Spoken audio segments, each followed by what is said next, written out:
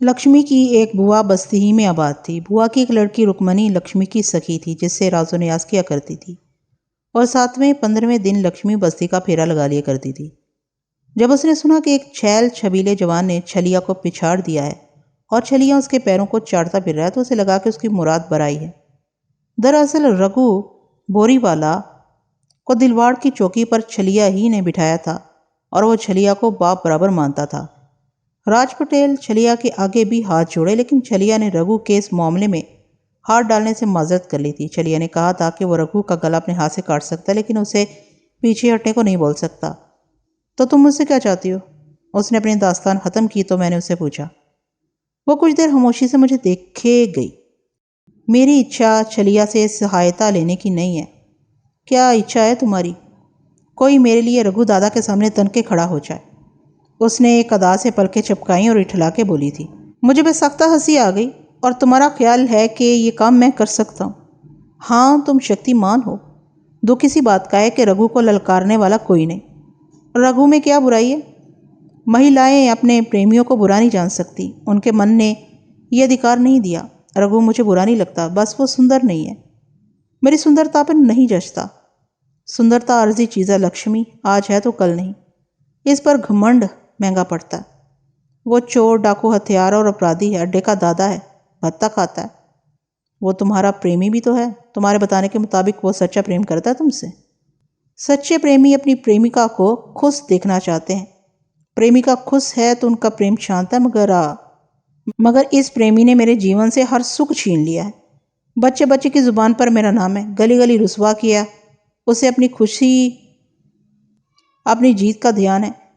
پریمکا مندر کی مٹی مورت ہے، شیشے کے ستھان میں رکھنے والی مورت، جس کے پاس نہ من ہو، نہ اچھا ہو، نہ ادھیکار۔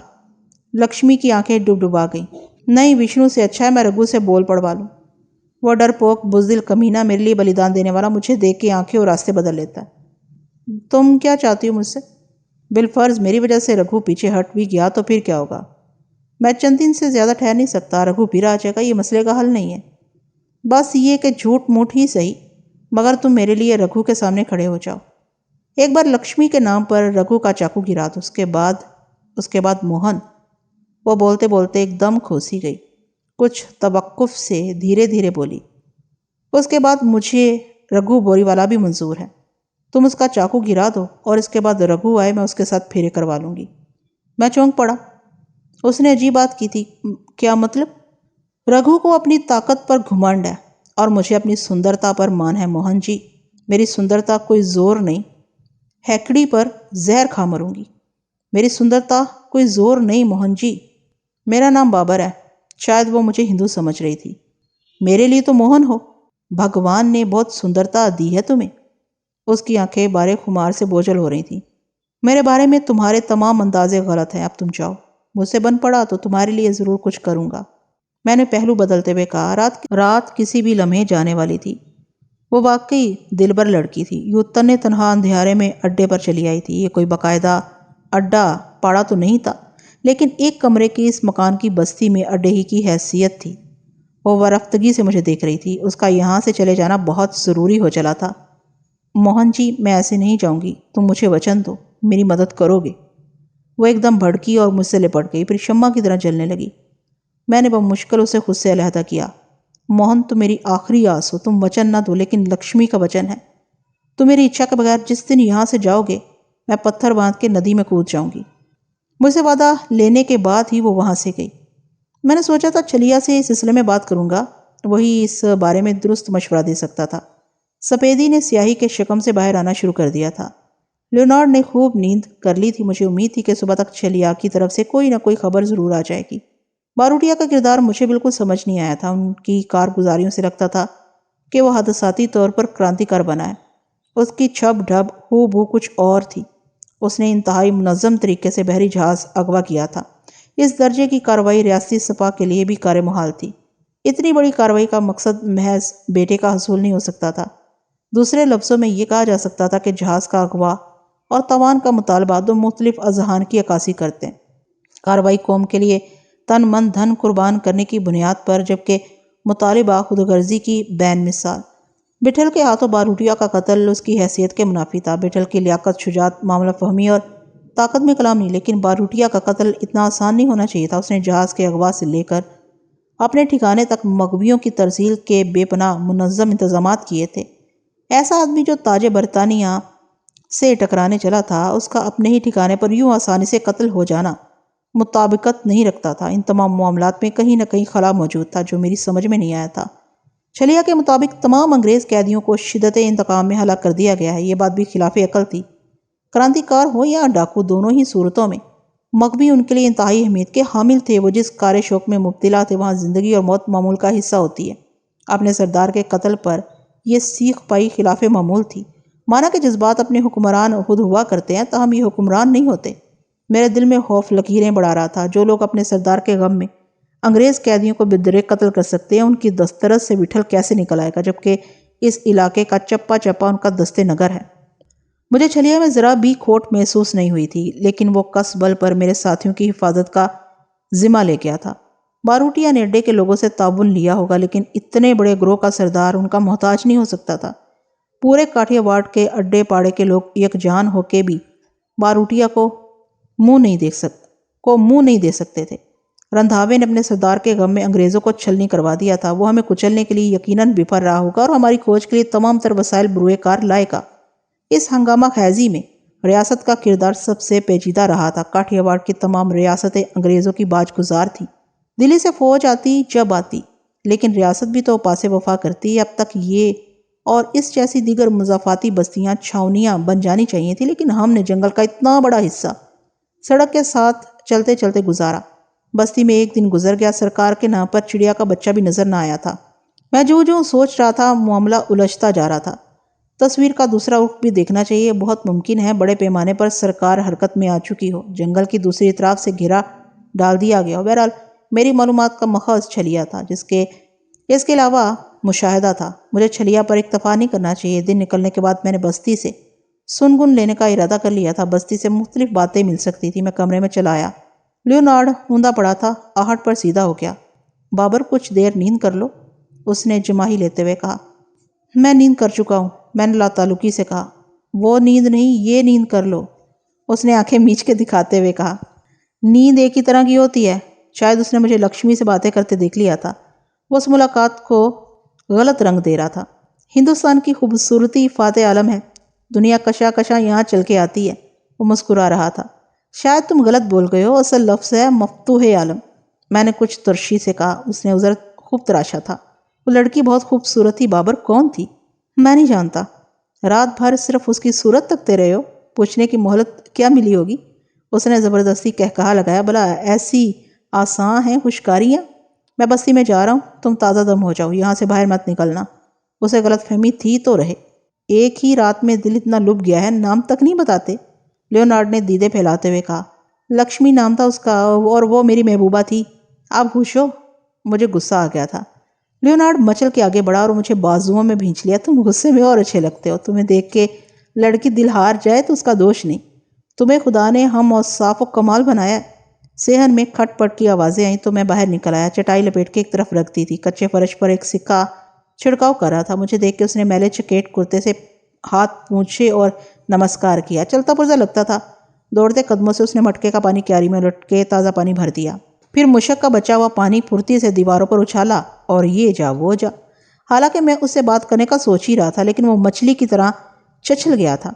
ہر انسان پر ایک نوشتہ ضرور چسپاں ہوتا ہے، اسے پڑھنا کاری کی استعداد پر منحصر ہے۔ بعض کے چہرے چگلی کھاتے ہیں تو کسی کی زبان عرض حال کرتی ہے تو کسی کا لہجہ چگلی کھا جاتا ہے، کسی کی چال نوشتہ تو کسی کا لباس نوشتہ اور کوئی سرتپا نوشتہ۔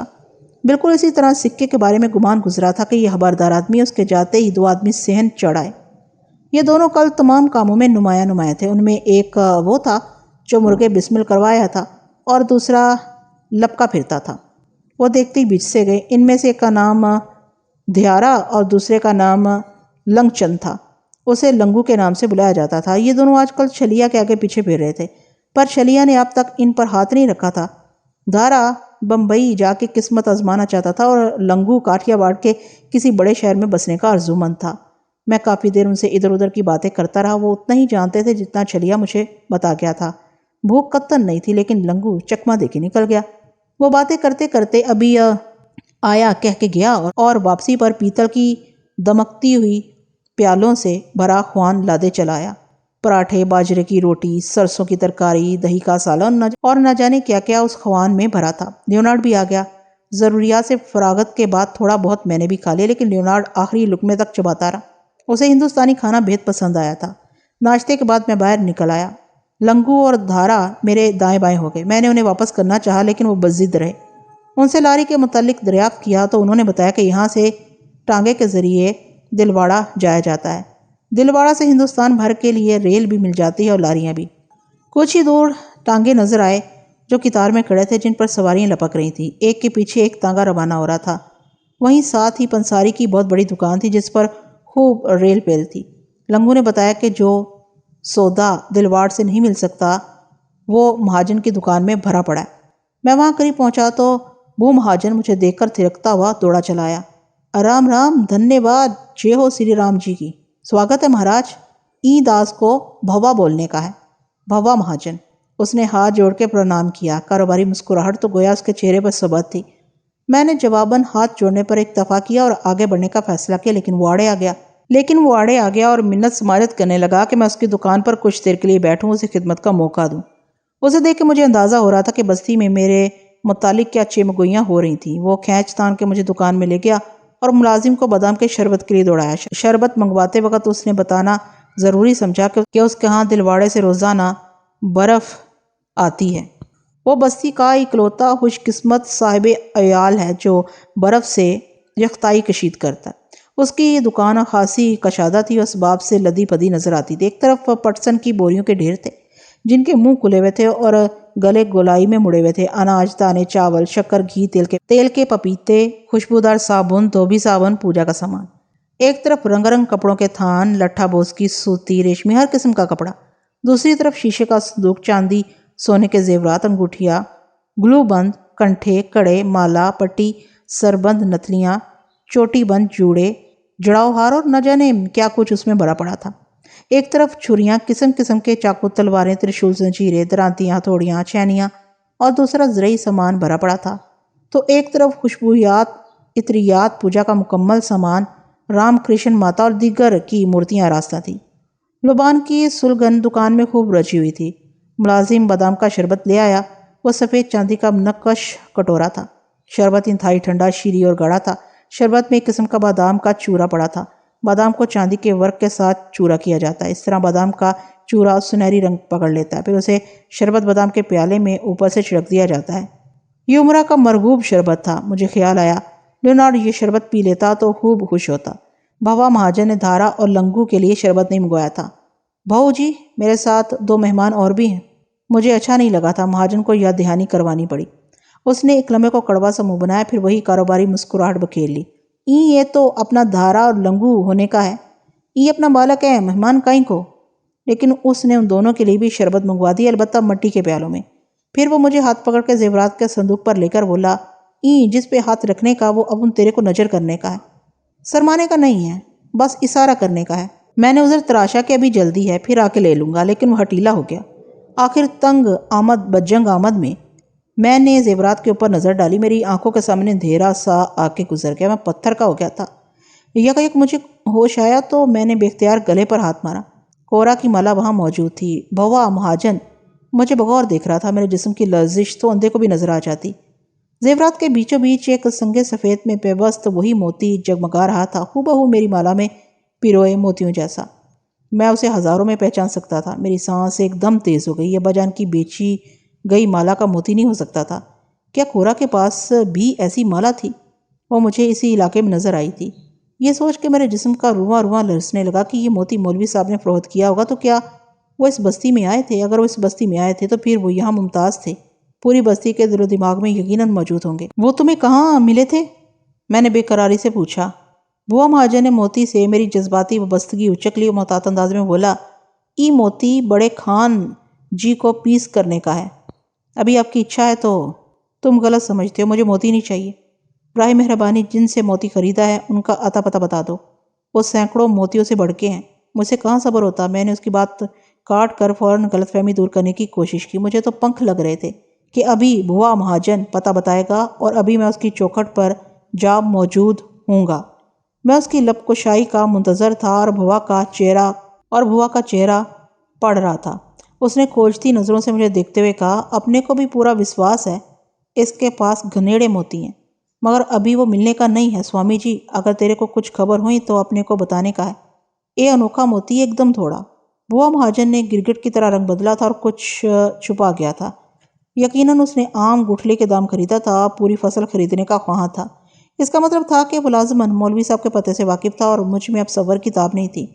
میں نے بھڑک کے اس کا گریبان پکڑا اور پوری وحشت سے جھڑک دیا۔ وہ ہڑبڑا کے اناج کی بوریوں پر جا پڑا۔ دھارا اور لنگو شاید اشارے کے منتظر تھے۔ چاقو سوت کے لپکنے لگے، لیکن میں نے ہاتھ اٹھا کے انہیں روک دیا۔ یہ کچپن کی حرکت تھی۔ بٹھل ہوتا تو بھوا کو چھوڑ کے دھارا اور لنگو کے جماتا۔ نہ میں بٹھل تھا نہ میرے پاس اتنی فرصت تھی۔ بھوا ڈگمگاتا ہوا اٹھ رہا تھا کہ میں نے بڑھ کے گھٹنا اس کے پیٹ میں مارا۔ وہ ٹکراتا ہوا پلٹ کے گرا۔ وہاں میرے دوسرے پیر کی ٹھوکر نے اس کی پشت کا استقبال کیا۔ بھوا کی لرزہ خیز چیخوں سے دکان پھٹنے لگی تھی۔ کاش کہ میری وحشت کو زبان مل جاتی تو شاید بھوا کو یہ تشدد نہ سہنا پڑتا۔ آخر بھوا میری ٹانگوں سے لپٹ گیا۔ دیا کرو سوامی جی، چھما کرو، چھما کرو۔ دکان سے باہر آنن فانن بھن بھناتا ہوا ہجوم جمع ہو چکا تھا۔ میں نے گدی سے پکڑ کے بھوا کو اٹھایا اور اپنے تئیں انتہائی سپاک لہجے میں کہا، بھوا سیٹھ، دوسری بات نہیں سنوں گا۔ مجھے فی الفور ان کا پتہ بتاؤ ورنہ تمہاری نسلیں یاد رکھیں گی۔ بھوا کی حالت دیگر گوں تھی۔ اس کے ساتھ میرا یہ سلوک انتہائی غیر مناسب تھا۔ مروت بھی کسی شے کا نام ہے۔ بھوا بیچارے نے بلا کے عزت سے بٹھایا کہ آ بیل مجھے مار۔ اب میرے پاس یہ سب سوچنے کی فرصت کہاں تھی؟ اگر میں یہ کچھ نہ کرتا تو وہ یوں تیر کی طرح نہ سیدھا کھڑا ہوتا۔ وہ خزاں رسیدہ پتے کی طرح کانپ رہا تھا، لیکن اس کی سوچ چہرے پر آ کے صاف بیان کر رہی تھی کہ گویائی کی قیمت جان سے کچھ بھی کم نہیں۔ ادھر دلواڑے میں ساگر بھائی کی علی مسجد تھی۔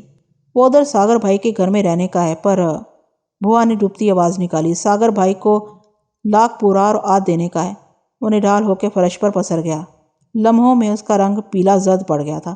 دکان کے اندر کوئی نہیں آیا تھا، لیکن باہر پوری بستی جمع ہو گئی تھی۔ چھوٹے علاقے اس اعتبار سے بڑے ہوتے ہیں کہ وہاں کوئی بات چھوٹی نہیں ہوتی۔ شہروں کی بڑی بڑی اور امیر و کبیر باتیں ان بستیوں میں سرے سے موجود ہی نہیں ہوتی، اور یہ بھی خوب ہے کہ ان بستیوں کی چھوٹی موٹی اور ناروا باتیں شہروں میں نہیں ہوتی، لیکن پھر بھی شہر بستیوں سے قائم اور بستیاں شہروں سے۔ بھوا مہاجن کی دکان پر اس ہڑبونگ کو مچے محض چند لمحے ہوئے تھے، گویا بستی والوں کو گھنٹوں پہلے علم ہو گیا تھا۔ بس انہیں انتظار تھا کہ کس دم یہاں پہنچا کیے۔ میں بھوا کے ساتھ مشغول تھا تو دھارا اور لنگو باہر نکل گئے تھے۔ وہ ننگ دڑنگ مغلظات سے بستی والوں کو منتشر کرنے میں مصروف تھے۔ وہ اس وقت شاکر بھائی کے گھر ہی میں ہیں۔ میں نے بے چینی سے پوچھا، مجھے یقین کہاں تھا کہ ایسا بھی ہو سکتا ہے، ورنہ اب وہاں کیا ٹھہرنا؟ ابھی تم اندر چل کے میری بات سننے کا ہے۔ بھوا کو پھر حال آ گیا۔ وہ پھر بھڑک کے میرے پیروں سے لپٹ گیا۔ دکان کے عقبی حصے میں دروازہ تھا جس پر ٹاٹ کا میلا سا پردہ پڑا تھا۔ میں نے اندازہ لگایا کہ وہ گودام قسم کی کوئی جگہ تھی۔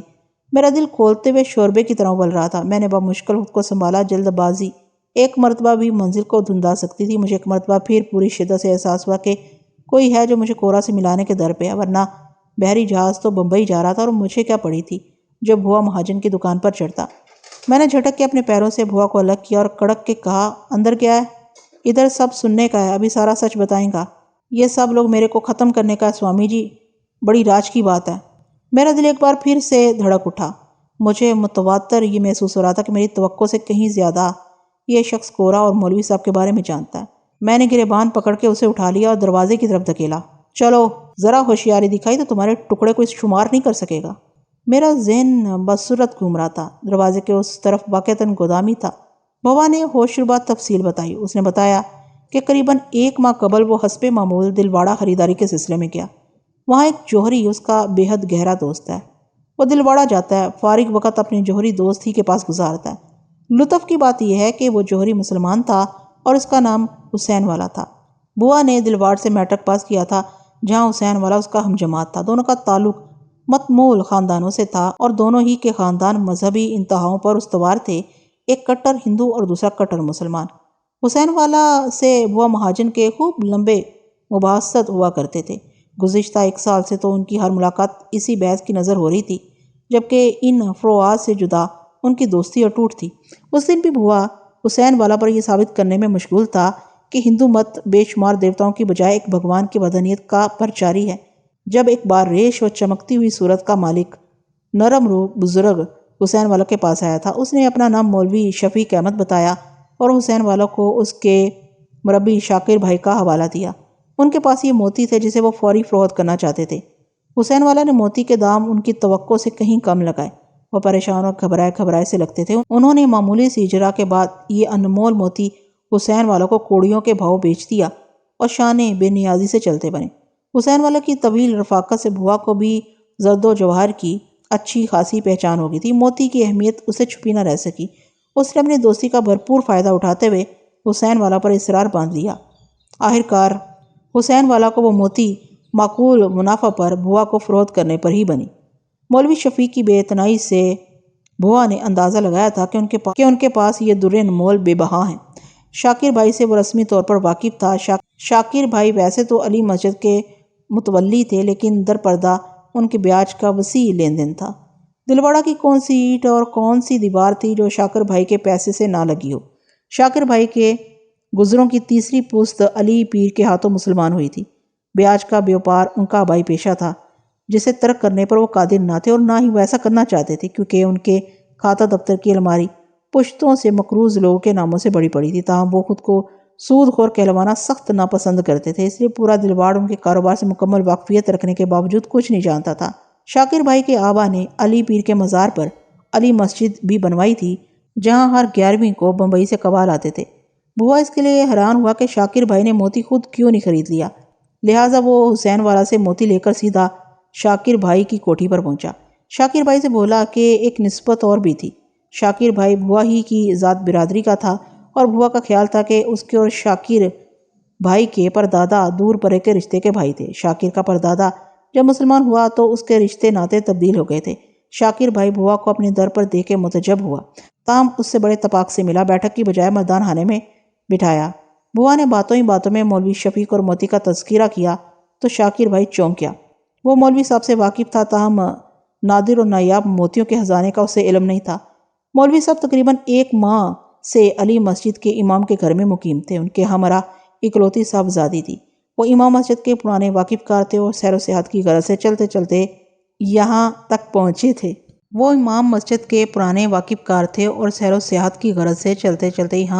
تھے۔ شاکر بھائی روئی کا بیوپاری تھا۔ بھوا کی اطلاع کے بعد ایک پل کی فرو گزاشت ناممکن تھی۔ اس کے عین ناک تلے انمول خزانہ کوڑیوں کے بھاؤ بک رہا تھا اور اسے خبر نہ تھی۔ اس نے مولوی صاحب کو طلب کرنے کا خطرہ مول نہ لیا اور خود لرزتا ہوا امام صاحب کے دروازے پر پہنچ گیا۔ بھوا ساتھ تھا۔ وہ دستک دیا ہی چاہتے تھے کہ دروازہ اجلت میں کھل گیا۔ مولوی شفیق گھبرائے ہوئے نکل رہے تھے کہ ان سے الجھ کے ڈگمگا گئے۔ ان کی صاحبزادی کی طبیعت اچانک خاصی ناساز ہو گئی تھی اور وہ اسے اسپتال لے جانے کے لیے سواری تلاش کرنے نکلے تھے۔ امام صاحب اس وقت گھر پر نہیں تھے۔ بھوا کے پاس شاندار موٹر تھی۔ اس نے اپنی اور موٹر کی خدمات پیش کرنے میں دیر نہیں لگائی۔ مولوی صاحب کے سہارے لڑکھڑاتی ہوئی ایک برقع پوش لڑکی بھوا کی موٹر میں آن بیٹھی۔ ان کے ساتھ امام صاحب کی زوجہ بھی تھی۔ بھوا نے انہیں اسپتال تو پہنچایا تھا، تاہم وہ اس دوران اپنا سب کچھ ہار گیا تھا۔ اس برقع پوش لڑکی کا تو ایک مرتبہ نقاب کیا الٹا تھا کہ بجلیاں تڑپ کے بھوا کی آنکھیں کھرا کر گئی تھی۔ سیاہ بدلیوں کی اوٹ میں ایسا ماہ تاب تھا کہ ماہ تاب بھی شرمائے۔ بھوا نے اتنا حسین چہرہ کبھی نہ دیکھا تھا۔ وہ ایسی صورت کا تصور تک نہیں کر سکتا تھا۔ بھوا نے وہ موتی پایا تھا جس کے سامنے ہیرے کی چمک ماند پڑ جائے۔ بھوا نے اسپتال کی چوکی سنبھال لی۔ اس کی بے قراری مخفی نہ رہی تھی، نہ شاکر بھائی سے نہ ہی مولوی صاحب سے۔ ان کی واپسی بھی بھوا کی موٹر میں ہوئی اور مریضہ کو اسپتال سے افاقہ ہوا تھا۔ مولوی صاحب بھوا کی اس ناگہاں دستگیری پر بہت مشکور ہوئے۔ ہرچند کہ بھوا ہندو تھا، تاہم انہوں نے شاکر بھائی اور اسے بصد اصرار کھانے کے لیے روکا۔ امام صاحب بھی آ چکے تھے۔ وہ شاکر بھائی کے نمک خواروں میں سے تھے، اس لیے محتاط روی سے مسکرا رہے تھے۔ مولوی صاحب نے کھانے کا کہہ کے گویا بھوا کے دل کی بات چرائی تھی، لیکن شاکر بھائی کی مداخلت پر یہ خواب شرمندہ تعبیر نہ ہو سکا۔ وہ اسے گھسیٹ لے گئے۔ بھوا کی زندگی میں وہ دن قیامت ڈھا گیا۔ اس کے لیے مولوی صاحب کی چوکھٹ چھوڑ کے باقی دنیا بے رنگ و بو ہو چکی تھی۔ اس نے من ہی من میں ہر قیمت پر مولوی صاحب کی صاحبزادی کو حاصل کرنے کا فیصلہ کر لیا۔ اسے رخصت کرتے وقت شاکر بھائی نے کہا تھا کہ اس وقت مولوی صاحب سے موتیوں کی بابت بات کرنا غیر مناسب تھا۔ تاہم بھوا اب خود کو اس معاملے سے دور سمجھے، لیکن بھوا دوسرے دن براہ راست مولوی صاحب کی طرف پہنچ گیا۔ اس کا خیال تھا کہ آج بھی اسے کھانے کی دعوت دی جائے گی۔ مولوی صاحب نے اس کی آرزوؤں پر ہاک ڈال دی، اسے گھر میں بٹھانے کی بجائے محلے کے چبوترے پر بٹھایا۔ امام صاحب کے مکان میں بیٹھک کی گنجائش نہیں تھی۔ پہلے پہل مولوی صاحب نے مزید موتیوں کی موجودگی سے انکار کیا، تاہم جب بھوا نے فی موتی قیمت 50,000 بتائی تو انہوں نے تھوڑی سی ہیل و حجت کے بعد ہتھیار ڈال دیے۔ انہوں نے بھوا کو بتایا کہ ان کے پاس چند موتی اور ہیں جنہیں وہ مناسب دام ملنے پر فروخت کرنا چاہتے تھے۔ بھوا کی پیشکش معقول تھی، لہٰذا انہیں موتی فروخت کرنے میں کوئی عذر نہ تھا۔ ابھی ان کے درمیان یہ سودا طے پایا ہی تھا کہ فربہ جسامت کا مالک شاکر بھائی اپنے 3 کارندوں کے ہمراہ پھنپھناتا ہوا وہاں آن دھمکا۔ اس نے بھوا سے درست لہجے میں اپنے ساتھ چلنے کو کہا، جبکہ اس نے مولوی صاحب سے فدویانہ انداز اختیار کرتے ہوئے بتایا۔ مولوی صاحب متذبذب حالت میں کھڑے ہی رہ گئے، جبکہ بھوا کو شاکر بھائی بازو سے پکڑ کے اپنے ساتھ لے گیا۔ بھوا نے شاکر بھائی کے ساتھ جانے میں ہچکچاہٹ دکھائی، لیکن پھر شاکر بھائی اور اس کے کارندوں کے کڑے تیور دیکھ کر ٹھنڈا پڑ گیا۔ شاکر بھائی نے اسے مہمان خانے میں لے جا کے بٹھایا، اس کے ہمراہ کھانا کھایا۔ اس کے بعد بھوا کو مہمان خانے میں قید کر دیا گیا۔ شاکر بھائی نے اس دوران اسے موتیوں اور مولوی صاحب سے متعلق کوئی بات نہیں کی۔ کئی گھنٹوں کے بعد شاکر بھائی تالا کھول کے مہمان خانے میں آیا اور اس نے بھوا سے کہا کہ وہ جا سکتا ہے۔ اسے امید ہے کہ بھوا زبان بندی کو محترم جانے گا۔ بھوا نے اندازہ لگا لیا کہ شاکر مولوی صاحب سے موتی حاصل کر چکا ہے۔ بہت ممکن ہے اس نے مولوی صاحب کو یہاں سے روانہ بھی کر دیا ہو۔ عافیت کی بات تھی کہ بھوا خاموشی سے نکل جاتا، لیکن کیا کرتا دل نادار کا جو نہا خانے میں مچل رہا تھا۔ بھوا کو گمگو کی کیفیت میں دیکھ کر شاکر بھائی بول پڑا۔ اس نے کہا کہ وہ بھوا کی حالت سے واقف ہے، لیکن بھوا کو یہ یاد رکھنا چاہیے کہ وہ برہمن ہے اور مسلمانوں کے مذہبی پیشوا کی دختر پر نظر مار رہا ہے، اور یہ ناممکنات میں سے ایک کام ہے۔ شاکر بھائی نے یہ کہہ کر بھوا کے من میں جوت لگا دی کہ اگر بھوا اسلام قبول کر لے تو وہ بنفس نفیس اپنی سرپرستی میں بھوا کا نکاح اس برقع پوش عورت سے پڑھوا دے گا۔ بھوا کا نیم اثباتی رد عمل دیکھ کر شاکر بھائی نے کہا ان کی جاتی کے کچھ سرکردہ افراد اسلام سے متاثر ہیں، لیکن ہچکچا رہے ہیں۔ اگر بھوا مسلمان ہو جائے تو دوسروں کی راہ آسان ہو سکتی ہے۔ بھوا نے اس سے سوچنے کا وقت لیا اور چلایا۔ بھوا کے زیر بند میں 1.5 لاکھ روپے بند تھے جو شاکر بھائی کے کارندوں نے کھول لیے تھے۔ بھوا نے ان کا تقاضا کیا تو شاکر بھائی نے ان کی واپسی اس کے جواب سے مشروط کر دی۔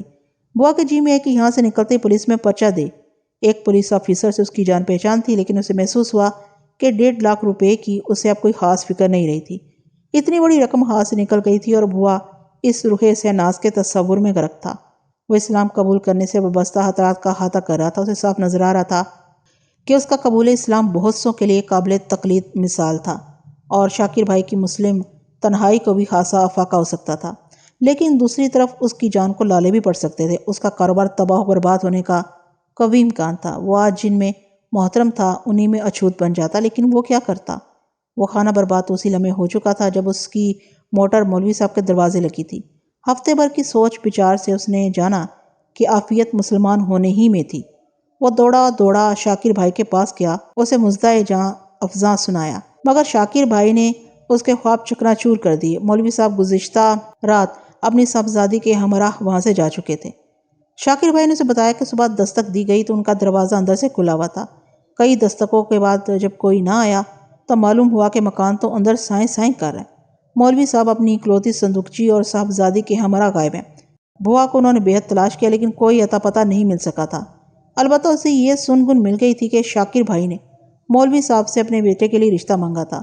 بھوا کو شک تھا کہ مولوی صاحب کہیں گئے نہیں ہیں، بلکہ شاکر بھائی نے انہیں غائب کروایا ہے، کیونکہ جس مقام کو ان کی قیامگاہ بتایا گیا تھا بھوا کی اطلاع کے مطابق گزشتہ کئی ماہ سے مسلسل مکفل تھا۔ بھوا کے استفسار پر شاکر بھائی سیکھ پا ہو گیا اور بھوا پر لاتوں اور گھونسوں کے ہمراہ پل پڑا۔ اسی دن شاکر بھائی اور اس کے کارندوں نے مار مار کے بھوا کو ادموا کر دیا۔ اسے موٹر میں ڈالنے سے پہلے شاکر بھائی نے دھمکایا تھا کہ مولوی صاحب کی کھوج میں وہ پھر کبھی دلواڑ میں نظر آیا تو وہ اس کی زندگی کا آخری دن ہوگا۔ بھوا نے بتایا کہ قریباً 20 روز گزر چکے، وہ دلواڑ نہیں کیا۔ مجھے دیکھ کے اسے کچھ امید ہو چلی تھی۔ اس کا خیال تھا کہ میں اگر اس کی مدد پر آمادہ ہو جاؤں تو شاکر بھائی سے مولوی صاحب اور ان کی صاحبزادی کو برآمد کیا جا سکتا ہے، ورنہ دلواڑے کا کون سا بدماش تھا جس کا خرچہ شاکر بھائی نہ اٹھاتا ہے۔ اس کے کاروبار میں شہروں کو بنیادی اہمیت حاصل تھی۔ بھوا کے بقول موتی سے میری جذباتی وابستگی دیکھ کر پریشان ہو گیا تھا۔ بوا نے یہ اندازہ لگانے میں تاخیر نہیں کی تھی کہ میں مولوی صاحب کے واقف کاروں میں سے تھا۔ شاکر بھائی میں کیا کم تھا؟ یک نہ شد دو شد۔ بوا سے ساری عرض حال سن کے میں سناٹے میں آ گیا تھا۔ بوا نے 20 روز قبل تک کے حالات سنائے تھے، جبکہ میں 4 دن قبل مولوی صاحب کو اور کورا کو لاری میں سوار ہوتے دیکھ چکا تھا۔ مجھے یہ معلوم نہیں تھا کہ وہ لاری اڈا کس قصبے یا شہر کا تھا۔ مولوی صاحب کے پاس وہ موتی کہاں سے آئے، جبکہ مجھے واثق یقین تھا کہ کورا کے پاس موتی یا جواہرات نام کی کوئی چیز نہ تھی۔ وہ جین کی دی ہوئی مالا میرے پاس تھی، کورا کی ڈبیا کے جواہرات ابا جان کے پاس رہ گئے تھے۔ بوا کا بیان سن کر مجھے اندازہ ہو رہا تھا کہ مولوی صاحب کے پاس کئی موتی مالا ہی کی صورت میں تھے۔ بوا کا بیان سن کے مجھے اندازہ ہو رہا تھا کہ مولوی صاحب کے پاس کئی موتی مالا ہی کی صورت میں تھے، اور کورا کی پلکوں کا ایک ایک بال مجھے پر تھا، تو اتنی بڑی مالا کیسے پوشیدہ رہتی؟ موتیوں کا معمہ میری سمجھ سے بالا تھا۔ بوا نے بلکتی ہوئی آواز میں سب کچھ سنایا تھا۔ اس کا بیان اجڑا ہوا تھا۔ اسے دیکھ کے میری وحشت حقستر ہو رہی تھی۔ ابھی میری بہت ساری جائیداد بینکاں دکان میں لاکھوں کا مال ہے، بازار سے لاکھوں کی وصولی ہے، تجوری نوٹوں سے پھول بھرنے کا ہے، سب تیرے کو دینے کا، بس اس مولوی کو ڈھونڈنے کا ہے۔ بوا ہاتھ جوڑ کے ہڑکنے لگا۔ میرا دل چاہا کہ گریبان چاک کروں اور کہکہوں سے اپنی نسیں پھاڑ ڈالوں۔ تماچا بوا نے مارا تھا، لیکن ہاتھ غیبی تھا۔ جنوں کا گھمنڈ ہی تو اہل جنوں کو سرفراز رکھتا ہے۔ زمانے میں یکتا ہونے کا احساس ہی تو ہے جو قربان پر قربان کیے جاتا ہے۔ میں بوا کو کیا جواب دیتا؟ میں تو جیسے زلزلوں کی زد میں تھا۔ اس نے میری لب مہری کا نہ جانے کیا مفہوم اخذ کیا کہ میرے بہت قریب ہو کے بولا، بھگوان نے ایسا خوبصورت مکھڑا دوسرا نہیں بنایا، ورنہ تیرے کو جورو دکھانے کا تھا۔ زندگی میں ایک بار اسے چھونے کی اچھا ہے اور بس۔ مجھے نہیں معلوم میرے ہاتھ میں کتنی قوت تھی، لیکن میری انگلیوں نے بوا کے رخسار کی کھال چھیل دی تھی، اور ان نشانات پر گوشت پھٹ کے چیتھڑوں کی طرح امڑ پڑا تھا۔ اس پہ بوا کا کیا قصور؟ وہ تو ندوش تھا، وہ تھی ہی ایسی کہ فرزانوں کے غول دیوانے ہو جائے۔ بوا کو میں بری طرح پیٹ چکا تھا، مگر لگتا تھا کہ اس تھپڑ کی لذت اس کی پور پور میں رچ بس گئی ہے۔ اس کے فہم و ادراک نے کچھ شناخت کیا تھا۔ وہ سہمی اور خالی نظروں سے کچھ دیر مجھے دیکھا کیا۔ اس کی کہانی اس مسودے سے کہیں بڑی تھی جو اس نے مجھے سنایا تھا۔ باہر شور بڑھتا جا رہا تھا، اب یہاں ٹھہرنا بیکار تھا۔ میں بوا کو ساتھ لے دلواڑ جانے کا فیصلہ کر چکا تھا۔ اس اسنا میں دیارہ ہڑبڑاتا ہوا اندر داخل ہوا۔ پولیس! دلواڑہ کا پولیس ہے جیپوں میں۔ دیارہ کی بات مکمل ہونے سے قبل ہی بوا کی گھٹی گھٹی چیخ گونج گئی۔ دیارہ کے دوڑتے قدموں ہی نے میری توجہ اپنی طرف مبذول کروا لی تھی۔ مڑنے سے میری پشت بوا کی طرف ہو گئی تھی۔ اس دوران اس نے نہ جانے کہاں سے ایک بڑا چھرا برآمد کر کے اپنا پیٹ چھیل لیا تھا، اور ہمارے دیکھتے ہی دیکھتے وہ چھرا اس نے اپنے سینے میں اتار لیا تھا۔ کچھ لوگ کتنے آسان ہوتے ہیں، آسانی سے جیتے ہیں، آسانی سے مر جاتے ہیں۔ میں بے حال ہو کے بوا کی طرف لپکا۔ اس کے جسم سے خون فوارے کی طرح ابل رہا تھا۔ اس کی مطمئن آنکھیں چڑھنی شروع ہو گئی تھی۔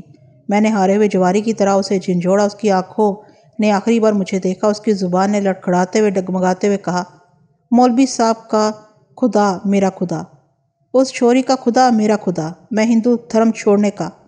وہ اتنا ہی کہہ سکا۔ اس کے گلے سے کھر کھر کی نکیلی آوازیں نکلنے لگی۔ وہ جاتے جاتے بھی مجھے گہری چوٹ لگا گیا تھا۔ صرف ایک جھلک کے عوض جان و مال اور دھرم سبھی کچھ دان کر گیا تھا۔ دیارہ یہ منظر دیکھ کے پتھر کا ہو گیا تھا۔ اس کے پیچھے لنگو بھی ہوا کے مانند اندر داخل ہوا تھا۔ اندر کا منظر، اس کی آنکھیں بھی پھٹ پڑی تھی۔ کوئی دم تھا کہ ڈھیلے نکل پڑے۔ بستی کے امیر ترین ساہوکار بوا مہاجن کی خون میں تربتر لاش آخری ہچکیاں لے رہی تھی، اور میں اس کے قریب بیٹھا ہوا نہ جانے کس کا ماتم کر رہا تھا۔ دیارہ نے بدحواسی سے مجھے جھنجھوڑا۔ ایسی نگہانی کا اسے گمان بھی نہیں تھا۔ اس نے ڈوبی ہوئی آواز میں کہا، بابر بھائی، جونا گڑھ پولیس دکھنے کا ہے۔ ان لوگ کے ساتھ انگریز بھی 4-5 ہیں۔ ابھی یہ قتل۔ لنگو نے منتشر آواز میں اس کی بات پوری کی۔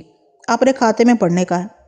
پولیس کی آمد میرے لیے غیر متوقع نہیں تھی، لیکن یہ میرے خواب و خیال میں بھی نہیں تھا کہ پولیس عین اس وقت آئے گی جب بوا کی لاش میرے زانوں پر پڑی ہوگی۔ مجھے اور لیونارڈ کو اس بستی میں آئے 24 گھنٹے ہو چلے تھے، اور کھوجیوں کے لیے یہ خاصا وقت تھا۔ اگر بوا کی لاش کو منظر سے ہٹا دیا جائے تو پولیس کے لیے میں اور لیونارڈ انتہائی معزز مہمان تھے، لیکن یہ ناممکن تھا۔ دیارہ جو اور اندر کی طرف دوڑ گیا تھا سرگوشی میں چیخا، لنگو ادھر دوڑ جا۔ اس نے بوریوں کی اوڑ سے ایک دروازہ کھوج نکالا تھا۔ حیرت کی بات تھی کہ پولیس اب تک نہیں پہنچی تھی، حالانکہ باہر سے یہاں تک 20 قدم کا فاصلہ تھا۔ لنگو نے مجھے شانوں سے پکڑ کے اٹھایا اور لاابالی پن پیدا کرتے ہوئے بولا، بابر بھائی آپ دیارہ کے ساتھ نکلنے کا ہے، اپنے کو ویسے ہی جیل جانے کا ہے۔ اس کی دیارہ بھی دوڑا ہوا آن پہنچا تھا۔ اس نے میرا بازو پکڑ کے کھینچنا شروع کر دیا۔ میں نے بمشکل اپنے حواس مجتمع کر لیے تھے۔ بازو چھڑانے کے لیے میں نے دھیارا کے کندھے پر ہاتھ رکھا تو اس کا جسم شکار چڑھے خرگوش کی طرح کانپ رہا تھا۔ ان دونوں کا پہلی مرتبہ اس قسم کی صورتحال سے حساب کا پڑا تھا۔ جسم نے ان کی نو مشقی کا بھانڈا ضرور پھوڑا تھا، تاہم دل ان کی آنکھوں میں دلیری سے چمک رہا تھا۔ میں نے دھیارا سے بازو چھڑاتے ہوئے کہا، یہاں سے نکلنا ممکن ہے تو تم دونوں چلے جاؤ، میں یہاں دیکھ لوں گا۔ استاد گالی نہیں دینے کا، لنگو نے بگڑ کے کہا، ابھی چھلیا کو کیا منہ دکھانے کا ہے؟ مجھے معلوم تھا یہ نہیں جائیں گے، تاہم میں نے آخری کوشش کی۔ تمہارا پولیس کی پکڑ سے آزاد رہنا میرے لیے بہت ضروری ہے، مجھے کچھ کام لینا ہے، میں آسانی سے چھوٹ جاؤں گا۔ ابھی یہ پتھر ایک ایک اپنے کو مارنے کا ہے، ہم نہیں جانے کا استاد، دھیارا نے اکڑتے ہوئے کہا۔ اس کا لہجہ اٹل تھا۔ اچانک بھوا نے زوردار کھرکھر کی۔ میری دانش میں بھوا مر چکا تھا، لیکن نہ صرف وہ کھرکھرایا تھا بلکہ اس کی چڑی ہوئی پتلیاں واپس آ گئی تھی، خون ہاسا بہہ چکا تھا۔ میں نے دھیارا سے پوچھا، یہاں اسپتال ہے؟ بھوا نے مجھے اس طرح دیکھا جیسے اسے میری ذہنی حالت پر شبہ ہو۔ ادھر ڈاکٹر بھی نہیں ہے، بستی والے ویسے سے دوا لینے کا ہے، زیادہ ہے تو دلواڑا۔ پولیس اب تک اندر نہیں آئی۔ بھوا کو اسپتال پہنچانے کا پولیس سے بہتر کوئی ذریعہ نہیں تھا۔ پہنچتا ہوئیں بھی دور تھا، پر بھیڑ دیکھ کے ادھر ہی آنے کا تھا۔ بابر بھائی، بھگوان کے لیے بھی نکلنے کا ہے۔ لنگو اور دھیارا، اگر ہم یہاں سے نکل بھی جائیں تو بھی پولیس سے نہیں بچ سکتے، ان کا سامنا کرنے کے سوا کوئی چارہ نہیں۔ تمہارے لیے مناسب یہی ہے کہ تم ادھر ادھر ہو جاؤ۔ بابر بھائی، اب برابر گالی دینے کا ہے، مقسم اس حرامی نہیں ہے، دھیارا نے دکھی ہو کے کہا۔ اچھا تو اسے کروٹ دینے میں میری مدد کرو، میں نے جھک کے بھوا کے بازوؤں میں ہاتھ ڈالتے ہوئے کہا۔ وہ تیز تیز سانس لے رہا تھا۔ میں نے اب دھیان سے دیکھا تھا کہ چھرا دل سے کہیں ہٹ کے سینے میں پیوست ہوا تھا۔ دھیارا اور بھوا دونوں ہی نے چوڑے کپڑے کے طے کیے ہوئے مفرل گلے میں ڈال رکھے تھے۔ میں ان کا مصرف سوچ چکا تھا۔ میں نے لنگو کا مفرل کھینچ لیا، سب سے پہلے چھرے پر رومال جما کے اسے کھینچ لیا۔ بھوا نے ایک درد آمیز جھٹکا لیا تھا، یہ تسلی بخش بات تھی۔ میں نے چھرا پھینکا تو اس دوران دھیارا اپنے مفرل کو پھاڑ کے پھویا بنا چکا تھا۔ میں نے وہ پھویا اس کے سینے پر رکھ کے اوپر سے لنگو کو مفرل لپیٹ کے سختی سے گرا دے دی۔ پیٹ کے زخم کا پھیلاؤ بہت زیادہ تھا، تاہم وہاں سے خون کا رساؤ بہت کم تھا۔ لنگو اور دھیارا کی بے چینی کم ہوتی محسوس ہو رہی تھی۔ اس سے پہلے کہ پولیس یہاں آئے، ہمیں اسے باہر لے چلنا چاہیے، اسے اٹھواؤ۔ یہ بچنے کا نہیں ہے بابر بھائی، دھیارا نے نظریں چراتے ہوئے کہا۔ میں نے بھوا کی بغلوں میں ہاتھ ڈالے تو دھیارا اور لنگو نے سبھاؤ سے نچلا دھڑ اٹھا لیا۔ ہم اسے لے کے عقبی گودام کے دکان کے بیرونی حصے میں داخل ہوئے ہی تھے کہ ادھر سے چمکتی ہوئی وردی پہنے دو پولیس آفیسر، اجلے اجلے سے سیاہ کوٹ میں ملبوس، دو بلند قامت انگریز جنہوں نے سیانک لگائی، ان کے عقب میں 4-6 سپاہی چوکنی حالت میں اندر داخل ہو رہے تھے۔ خون سے تربتر 4 افراد سے سامنا ان کے لیے غیر متوقع تھا۔ ہڑبڑاہٹ میں ان کے قدم الٹے پڑ گئے۔ سپاہیوں نے فوراً ہماری طرف رخ کر کے بندوقیں تان لیں۔ پولیس افسروں کے ساتھ ساتھ انگریزوں نے بھی تمنچے نکال لیے تھے۔ باہر کھڑا ہجوم تو کھڑا ہی اندر کا ایک ایک منظر حفظ کرنے کے لیے تھا۔ ہمیں دیکھ کے بہت سو کی چیخیں نکل گئی، رام رام، ہائے خون ہو گیا، بھوا کا خون۔ اکثریت نے وہاں سے نکلنے ہی میں عافیت جانی تھی۔ جتنی دیر میں پولیس والوں نے بندوقیں سیدھی کی، اس عرصے میں تماشائی تختہ سیاہ سے مٹائے گئے لفظوں کی طرح جھڑ چکے تھے۔ وہیں ٹھہر جاؤ ورنہ گولیوں سے بھون دیے جاؤ گے، نوجوان پولیس آفیسر نے ہمیں تمنچے کی زد پر رکھتے اور چیختے ہوئے حکم دیا۔ وہ سب سے ایک قدم آگے آ رہا تھا، اس کے کندھے پر 3 پھول تھے، یعنی وہی تھانے دار تھا۔ میں نے وقت ضائع کرنا مناسب نہیں سمجھا، لہٰذا انگریزی میں کہا، یہ شدید زخمی ہے، اسے فوری طور پر اسپتال پہنچانا حد ضروری ہے۔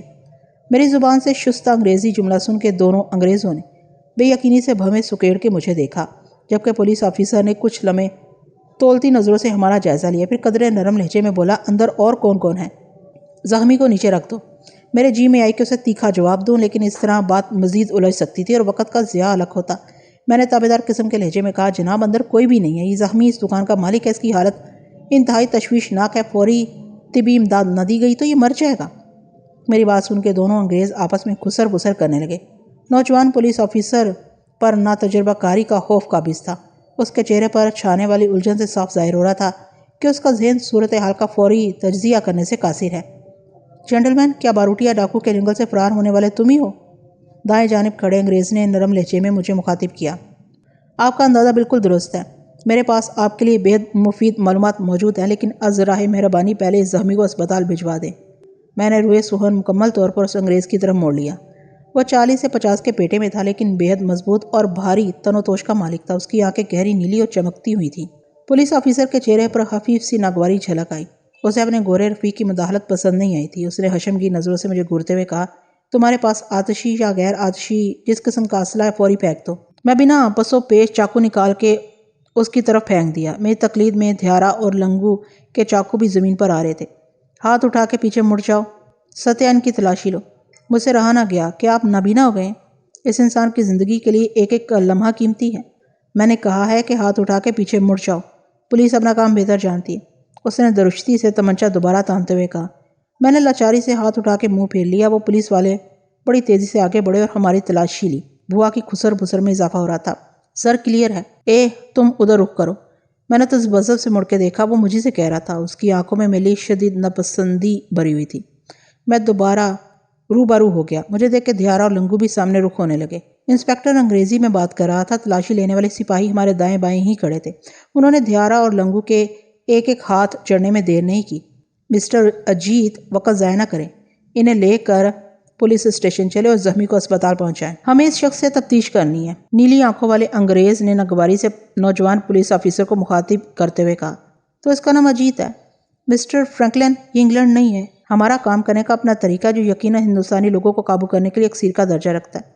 اجیت نے ناگواری سے فرینکلن کو جواب دیا۔ فرینکلن اور اس کا ساتھی دلی سے آئے دکھائی دیتے تھے۔ آپ نے دیکھا ان تینوں کے پاس سے چاقو برآمد ہوئے ہیں، یعنی یہ عادی مجرم ہے۔ جب انہوں نے فرار کا راستہ مسدود پایا تو جسے قتل کر رہے تھے اسی کو ہاتھوں میں اٹھا کے باہر نکل آئے۔ آپ اسے اسپتال لے جانے کا واویلا کر کے دائرۂ جرم سے باہر کرنے کی چالاک کوشش کر رہے ہیں۔ تو آپ کیا چاہتے ہیں مسٹر اجیت؟ فرینکلن نے بھڑکتے ہوئے کہا۔ قریب ترین اسپتال 2 گھنٹے کی مسافت پر ہے، جبکہ زخمی کی حالت انتہائی۔ انسپکٹر اجیت نے دانستہ جملہ ادھورا چھوڑ دیا۔ مجھے سخت طیش آ رہا تھا، مگر کیا کیا جاتا؟ میں نے سلگ کر کہا۔ آپ جس دوری پر کھڑے ہیں وہاں سے کسی کی زندگی اور موت کا فیصلہ نہیں کیا جا سکتا۔ اس دوران گودام سے ایک سپاہی چلایا۔ آلۂ قتل مل گیا جناب۔ انسپکٹر اجیت نے پرخیال نظروں سے مجھے دیکھا اور بھوا کے قریب پنجوں کے بل بیٹھ گیا، جس کی کھر کھر پہلے سے کم ہو گئی تھی۔ یہ ناڑی پن سے چاقو چلایا ہے۔ پیٹ کی صرف کھال گئی ہے، آنت اور اوچڑی سلامت ہے۔ دل کا نشانہ بھی چوک گیا۔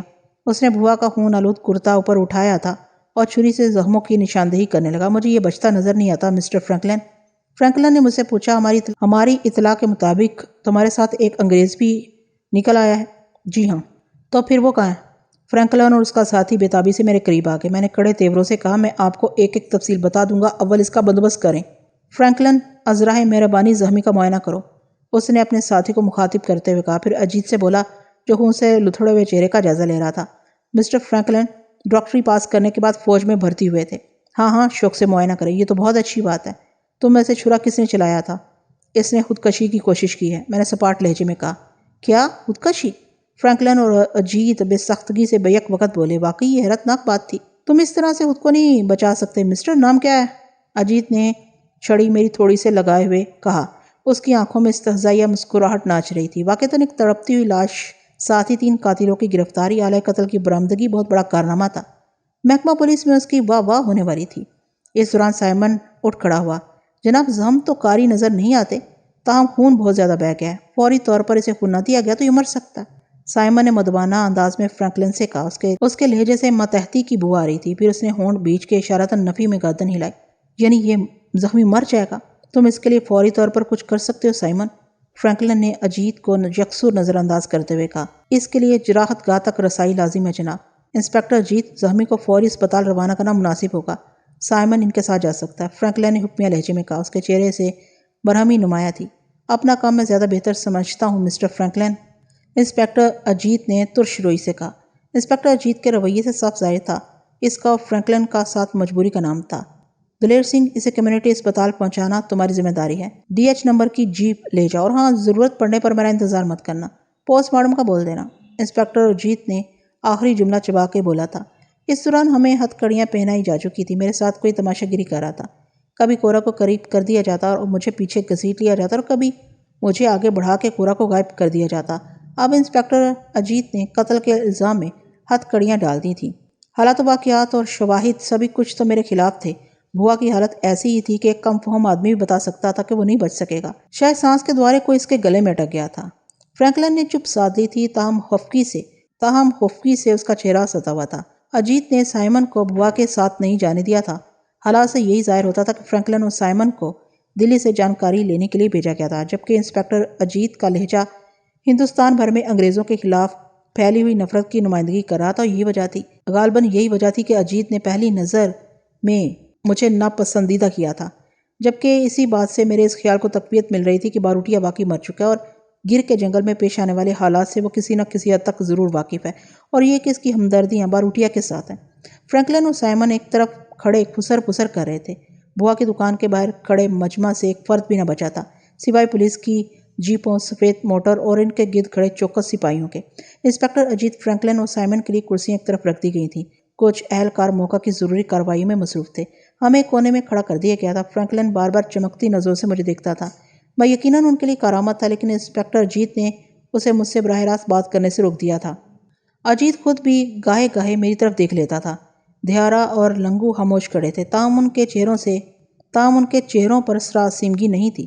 باہر سے بھی کچھ سپاہی آ کر انسپکٹر اجیت سے دبے لفظوں میں بات کر رہے تھے، اور وہ انہیں مزید احکامات دے کر بھیج رہا تھا۔ کچھ دیر بعد ایک حوالدار نے اسے جائے وقوع پر کی جانے والی ضروری کارروائی مکمل کرنے کا مسئلہ سنایا تو اس نے ٹھنڈی سانس بھر کے کہا، انہیں لے آؤ۔ ہم تینوں کو اس کے سامنے کھڑا کر دیا گیا۔ ہاں تو محترم بابر صاحب، شروع ہو جاؤ۔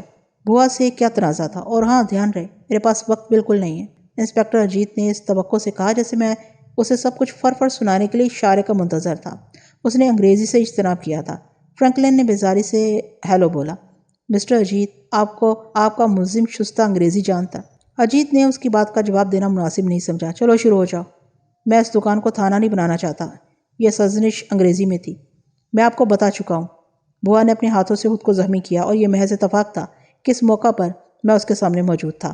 میں نے معتدل مزاجی کو تھامتے ہوئے کہا، تو پھر یہی بتا دو کہ بوا نے ایسا کیوں کیا؟ یہ بوا ہی بتا سکتا ہے، میں نہیں جانتا۔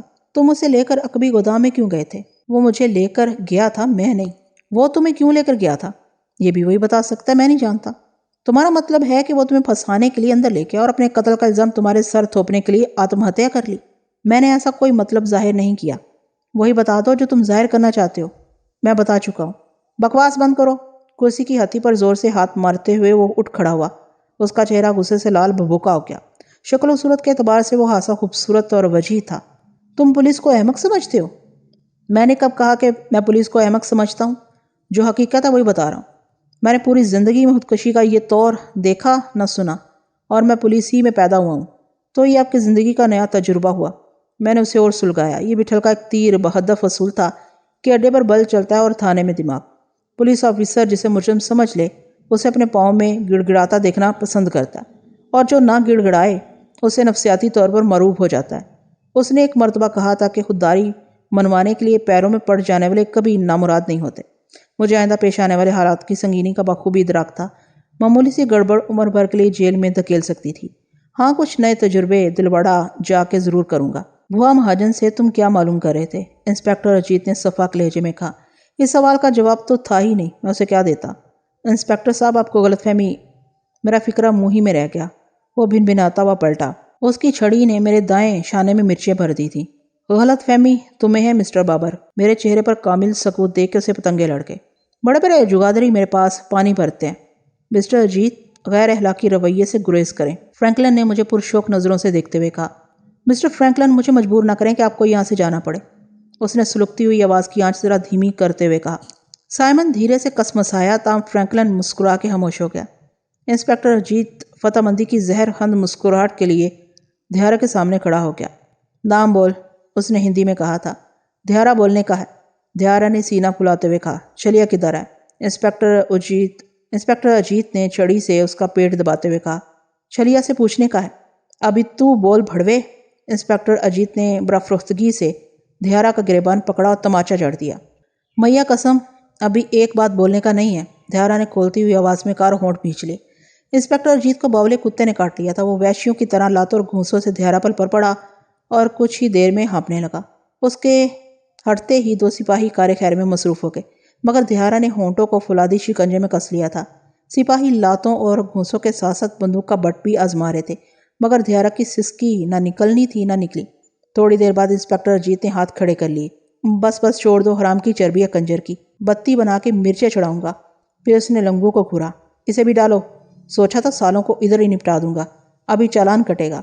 دھیارا کو وہی سپاہی گھسیٹ کے باہر لے گئے جنہوں نے بٹ مار مار کے اس کی ہڈیاں توڑ دی تھی۔ ابے چل، ایک نے لنگو کو دھکیلا۔ ابھی صاحب سے کچھ بولنے کا ہے، لنگو نے سر جھکاتے ہوئے کہا۔ ہاں بول، کیا بولنے کا ہے؟ انسپکٹر نے سپاہی کو رکنے کا اشارہ کیا۔ لنگو نے چمچماتی آنکھوں سے مجھے دیکھا اور سانس پھولا کے بولا۔ دھیارا اور بابر استاد نروس ہیں صاحب، بوا کے چھرا میں مارنے کا ہے۔ دھیارا اور بابر استاد نروس ہیں صاحب، بوا کے چھرا میں مارنے کا ہے۔ بوا سے بیاج پر روپیہ لیا تھا صاحب۔ تمہیں معلوم ہے تم کیا بول رہے ہو؟ انسپیکٹر اجیت کے لہجے میں تمسخر تھا۔ میری اطلاعات کے مطابق تم مکھی نہیں مار سکتے لنگو استاد۔ انسپیکٹر اجیت کے اس فکرے سے اندازہ ہوتا تھا کہ وہ پوری بستی کو کھنگال چکا ہے۔ پر ہم بوا کو مارنے کا ہے صاحب۔ لنگو کی بات اٹل تھی۔ شوق سے قبول کرو، لیکن یاد رکھو پھانسی یقینی ہے۔ بوا کی ذات برادری پھندے سے پہلے تمہیں نہیں چھوڑے گی۔ ابھی آپ دھیارا اور بابر استاد کو چھوڑنے کا ہے۔ لنگو بولتے ہوئے ناک کی سیدھ میں دیکھ رہا تھا۔ شریک جرم برابر کا مجرم ہے، اسے گاڑی میں بٹھاؤ۔ انسپیکٹر جی نے دوبارہ کرسی پر بیٹھتے ہوئے کہا۔ مفت کے قاتل بنے پھرتے ہیں بھڑوے۔ سپاہی لنگو کو دھکیلتے ہوئے لے گئے اور وہ آخر تک چیختا چلاتا رہا کہ صاحب تم اچھا نہیں کرنے کا ہے، بوا کو میں مارنے کا ہے۔ ہاں تو مسٹر بابر، اب تمہاری باری ہے۔ تم یقیناً نہیں چاہو گے کہ تمہارا حال دھیارا کی طرح کیا جائے۔ انسپیکٹر اجیت نے مجھے گھورتے ہوئے کہا۔ اس کا غصہ کسی حد تک ہوا ہو چکا تھا۔ وہ مجھ سے انگریزی ہی میں بولا۔ میں اتنی تصدیق کر سکتا ہوں کہ لنگو نے دوست داری نبھائی ہے۔ بوا نے اپنے اوپر حملہ بھی خود ہی کیا تھا۔ میں نے اپنے لہجے میں مفاہمانہ رچاؤ لانے کی اپنی سی کوشش کی۔ میں یہ بکواس نہیں سننا چاہتا۔ خودکشی کرنے والے دریا میں کودتے ہیں، راستے پر لٹک جاتے ہیں، پٹری پر لیٹ جاتے ہیں اور زہر خورانی کرتے ہیں، کونچوں پر چیرا لگاتے، تیل چھڑک کے آگ لگا لیتے ہیں، مگر اپنا پیٹ چیر کے سینے میں خنجر کھوپنا بہت انوکھا اور ایک دم ناممکن کام ہے۔ اسے تھانے سے لے کر عدالت تک کوئی تسلیم نہیں کرے گا۔ فرینکلن اور سائمن کی گردنیں خود بخود انسپیکٹر اجیت کی تائید میں ہلی تھیں۔ اسے میری بدقسمتی کہی ہے، لیکن حقیقی واقعہ یہی ہے، میں نے سر جھٹکتے ہوئے کہا۔ انسپیکٹر اجیت کی دلیل کو میرے دل نے بھی 100% درست قرار دیا تھا۔ نہیں، میں نہیں مانتا، یہ ناممکن ہے۔ دیکھیے انسپیکٹر صاحب، ہمارے پاس یہاں سے فرار ہونے کا پورا موقع تھا۔ گودام میں ایک عقبی دروازہ بھی موجود ہے، ہم بآسانی وہاں سے نکل سکتے تھے، لیکن ہم نے ایسا نہیں کیا کیونکہ ہم قاتل نہیں تھے۔ وہ اس پہلو کو نظر انداز کر رہا تھا کہ بوا کے سینے پر پٹی ہم ہی نے باندھی تھی۔ میں سوچ کو انتہائی شاطر دماغی کارستانی سمجھتا ہوں۔ پہلی بات یہ ہے کہ وہ دروازہ مقفل تھا۔ دوسری بات یہ ہے کہ پوری بستی تمہیں بوا سے جھگڑتے دیکھ چکی تھی۔ تمہیں یہ اندازہ ضرور ہو گیا ہوگا کہ بھاگ کر زیادہ دور نہیں جا سکو گے۔ اس نے کچھ توقف کے بعد کہا۔ ہاں، البتہ میں یہ مان سکتا ہوں کہ بوا پر قاتلانہ حملہ طے شدہ نہیں تھا، یہ ایک اتفاقی حادثہ ہو سکتا ہے۔ آخری بات سن کر تمہارا جواز ایک دم زمیں بوس ہو جائے گا شکتی مان بابر صاحب۔ پھر اس نے مجھے دیکھ کر لذت کشید کرتے ہوئے کہا، یہ دروازہ تم سے کیا کھلتا؟ سپاہیوں نے بددقت توڑا ہے، لیکن لطف کی بات ہے وہ دروازہ باہر کسی کھلیان میں نہیں کھلتا، بلکہ گودام کے اندر ایک اور گودام تھا۔ ممکن ہے تمہیں اس بات کی خبر ہو کہ وہاں سے راستہ نہیں ہے، حالات غیر موافق ہیں، ورنہ میں نے ایک ایک لفظ سچ کہا ہے۔ تو پھر بوا کی آتما ہتیا کا محرک بتاؤ۔ اگر تمہاری بات درست تسلیم کر لی جائے تو اس آتم ہتیا کا محرک تمہیں معلوم ہونا چاہیے، یہ قطعی بات ہے۔ فرینکلن اٹھ کھڑا ہوا۔ اس نے انتہائی بیزاری سے کہا، مسٹر اجیت، آپ کو جس مقصد کے لیے ہمارے ساتھ بھیجا گیا ہے وہ انتہائی اہم ہے اور آپ اسے غیر اہم بنا رہے ہیں۔ اب اسد شوق جا سکتے ہیں مسٹر فرینکلن، لیکن یہ بستی میرے تھانے کی حدود میں شامل اور یہاں کا انتہائی معزز آدمی دن دہاڑے بھرے مجمع میں یقیناً قتل کر دیا گیا ہے۔ میں ایک فرش شناس پولیس آفیسر کی شہرت رکھتا ہوں۔ میں ملزمان سے متعلق گفتگو بستی میں رہتے ہوئے ہی کرنا ضروری سمجھتا ہوں تاکہ مجھے بوقت ضرورت گوناگو مصروفیات چھوڑ کر یہاں کے چکر نہ لگانے پڑیں۔ واہیات بات ہے۔ فرینکلن کندھے اچکا کے دوبارہ بیٹھ گیا۔ خفت سے اس کی پیشانی سیاہ پڑ رہی تھی۔ اس کی خودکشی کا محرک اتنا آسان کہاں تھا جو بیان ہوتا۔ میری زبان پر لالے پڑ گئے۔ مجھے نہیں معلوم تم کراچی سے بمبئی جا رہے تھے، بمبئی میں کہا؟ انسپیکٹر اجیت نے چپتا ہوا سوال کیا، گویا وہ میرے بارے میں مکمل چھان بین رکھتا تھا۔ میں اپنے دوستوں کے ساتھ ہندوستان بھر کی سیر کو نکلا ہوں۔ کولکاتہ سے تعلق ہے، بمبئی کا تذکرہ میں نے دانستہ گھمایا تھا۔ ابا جان تک پہنچنا ان کے لیے مشکل نہ ہوتا۔ ہاں مسٹر بابر، تمہاری شخصیت میرے لیے ایک معمہ بن چکی ہے۔ اس نے ایک لمبا سانس بھرا، پھر اس نے ہندی میں کہا، تم ایک ایسے جہاز میں کراچی سے سوار ہوئے جسے انتہائی منظم انداز میں اغوا ہونا تھا۔ اسے اتفاق نہیں کہا جا سکتا۔ کرانتی کاروں کی اکثریت بھی کراچی ہی سے سوار ہوئی تھی۔ تمہارے سفری ٹکٹ کے نمبر اسی تواتر کا حصہ ہیں جو ٹکٹ خرید کے کرانتی کار جہاز میں سوار ہوئے تھے۔ تم انتہائی شستہ انگریزی بولتے ہو۔ تمہیں جہاز کے اس حصے میں بھی جاتے دیکھا گیا جہاں ہندوستانیوں کا داخلہ ناممکن ہے۔ مختلف انگریزوں سے تمہاری ملاقاتیں بھی دیکھی گئیں۔ کچھ مسافروں کا بیان ہے کہ ایک انگریز خاتون تمہاری واقف کار تھی، حالانکہ وہ پچھلی مرتبہ ہندوستان آ رہی تھی۔ کرانتی کاروں نے جب جہاز پر قبضہ کیا اس وقت تم ایک سنسان گوشے میں 4 انگریزوں کے ہمراہ ان کے ہتھے لگے۔ باروٹیا نے جہاز کے ہندوستانی مسافروں سے نہایت اچھا برتاؤ کیا، لیکن وہ تمہیں اور تمہارے ساتھیوں کو بوریوں میں بند کر کے لے گیا۔ حیرت انگیز بات ہے، انتہائی تربیت یافتہ فوج جہاں فرار نہ ہو سکے وہاں تم باروٹیا کی کیسے فرار ہو گئے؟ پھر تمہیں اس بستی میں دیکھا گیا، یہاں تم نے چھلیا کو زیر کر لیا، حالانکہ چھلیا کا سکہ پورے کاٹھیا واڑ میں چلتا ہے، اس کا چاقو کوئی نہیں گرا سکا، لیکن تم نے بآسانی ایسا کر لیا، جبکہ ایک انگریز فوجی لینارڈ تمہارے ساتھ تھا، بالکل تمہارے رفیق کار کی حیثیت سے۔ پھر تم بستی میں نکلے تو سیدھے بھوا مہاجن کی دکان میں دیکھے گئے، وہ بھی اس حالت میں کہ بھوا اپنی سانسیں گن رہا تھا، اور یہ وہی بھوا ہے جس کے بارے میں مشہور ہے کہ یہ اپنی آمدنی کا بڑا حصہ باروٹیا کو تحفتاً دیا کرتا تھا۔ میرا خیال ہے کہ تم میری تفتیش کا رخ سمجھ گئے ہوگے، میرا خیال ہے کہ بھوا کے قتل کا محرک بھی واضح ہوا ہوگا، لہٰذا اب تمہیں بتانا ہوگا بھوا سے تمہیں کون سی معلومات درکار تھی۔ یہاں تک میں جانتا ہوں کہ تم اس سے کوئی پتہ دریافت کر رہے تھے، کس کا پتہ چاہیے تمہیں؟ اس کا تفصیلی تجزیہ مجھے بدحواس کرنے کے لیے کافی تھا۔ اس کی سوچ دریا کے دو کنارے استوار کر رہی تھی، ایک جانب وہ باروٹیا کے ساتھ کھڑا تھا اور مجھے اس نے انگریزوں کے ساتھ دوسرے کنارے پر کھڑا کیا تھا۔ البتہ اس کی بتائی ہوئی تفصیل میں باروٹیا کی موت، انگریزوں کی موت اور وہاں سے مایا سمیت پٹھل کا بچ نکلنا، ایسے اہم واقعات مفقود تھے۔ اس قدر باخبر پولیس آفیسر سے ان اہم معاملات سے متعلق لا علمی کی توقع مناسب نہیں تھی۔ اگر وہ یہ سب کچھ جانتا تھا تو اس نے مجھ سے دانستہ پوشیدہ رکھا تھا۔ میرا دماغ بساط بھر تیزی سے ان باتوں کے اخفاء کے پس پردہ مقاصد کھوجنے میں مصروف تھا۔ سرفہرست مجھے یہی سمجھ میں آیا کہ وہ فرینکلن سے یہ سب پوشیدہ رکھنا چاہتا ہے۔ یہ بھی ممکن تھا کہ میری معلومات ناقص نکلتی، ایسا کچھ سرے سے ہوا ہی نہ ہو، لیکن یہ خود بخود ہی رد ہوئی تھی، کیونکہ چھلیا سے دروغ گوئی کی مجھے 1% بھی توقع نہیں تھی، اور نہ ہی اس کے پاس ایسا کرنے کا کوئی جواز تھا۔ ایک ممکنہ وجہ اور سمجھ آئی تھی، اس نے چونکہ مجھے انتہائی شاطر اور خطرناک شخص سمجھ لیا تھا، اس لیے مجھے بے خبر رکھنے کا مقصد کسی نئی کہانی کا اختراع سے باز رکھنا بھی ہو سکتا ہے۔ وہ بھوا مہاجن کی دکان پر جم کے بیٹھا تھا، فی الحال اس کا یہاں سے کوچ کا ارادہ نظر نہیں آتا تھا۔ فرینکلن کی بیزاری عروج پر تھی، سورج بڑی سخاوت سے آگ برسا رہا تھا۔ انسپکٹر اجیت کا یہاں ٹھہرنے کا مقصد کچھ اور ہی دکھتا تھا۔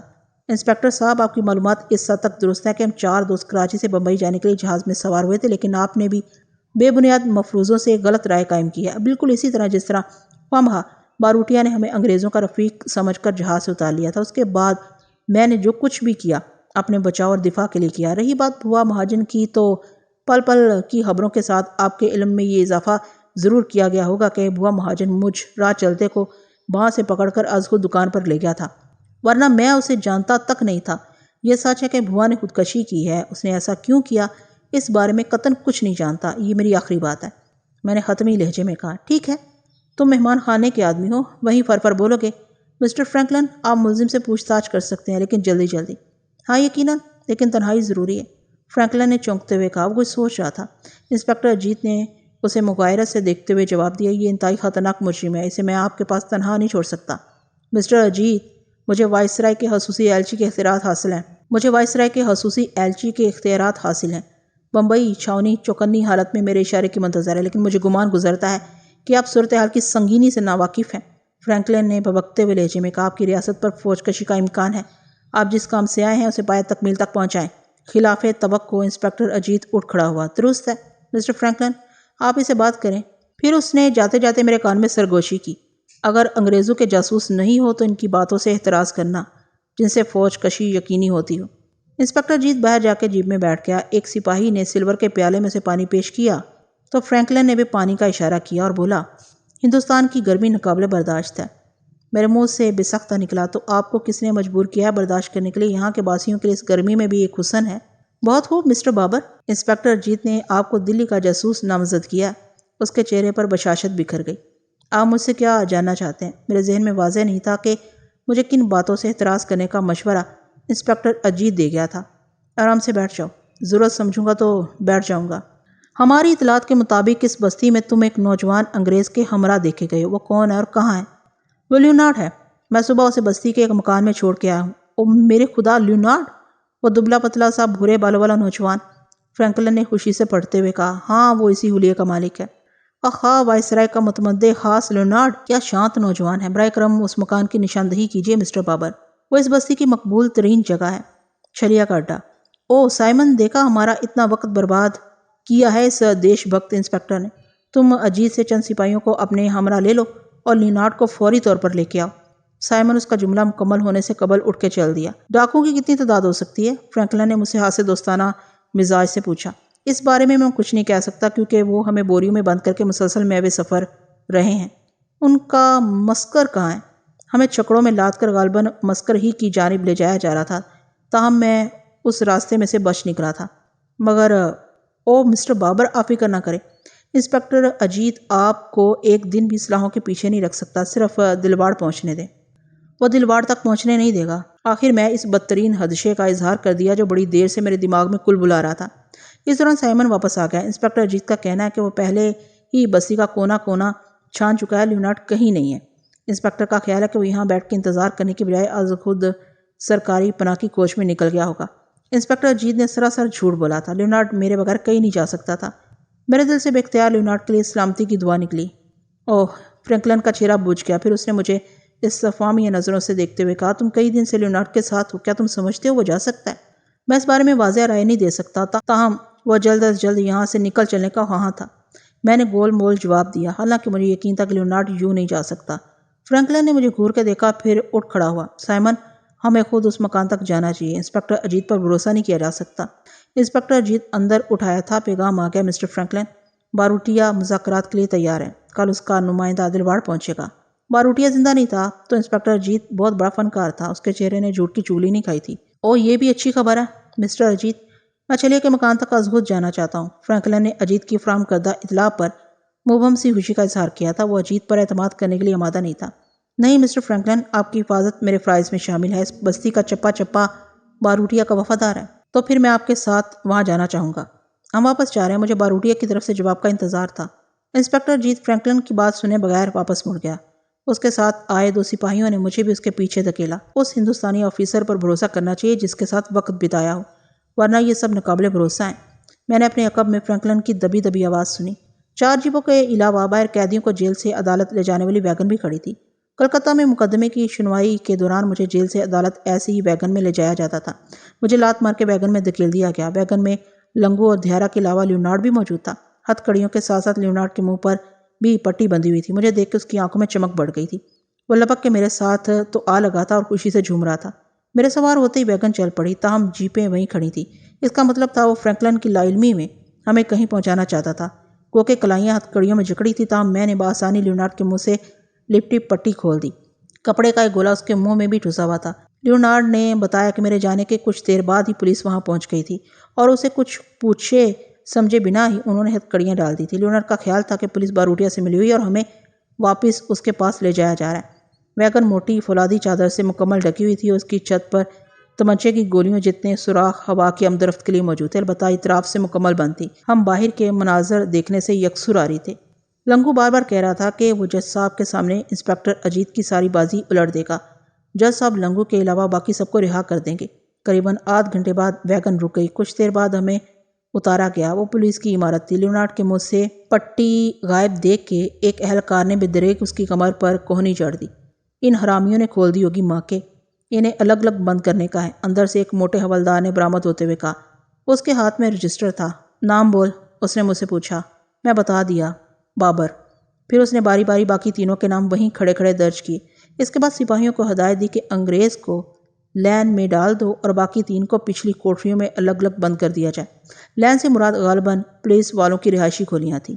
2 سپاہی لیونارڈ کے دائیں طرف جہاں عمارت کے ساتھ آگے تک ککڑوندے کی جھاڑیاں چلی گئی تھیں لے گئے، جبکہ ہمیں تھانے کا دلان عبور کر کے چھوٹی چھوٹی حوالاتی کوٹریوں میں بند کر دیا گیا۔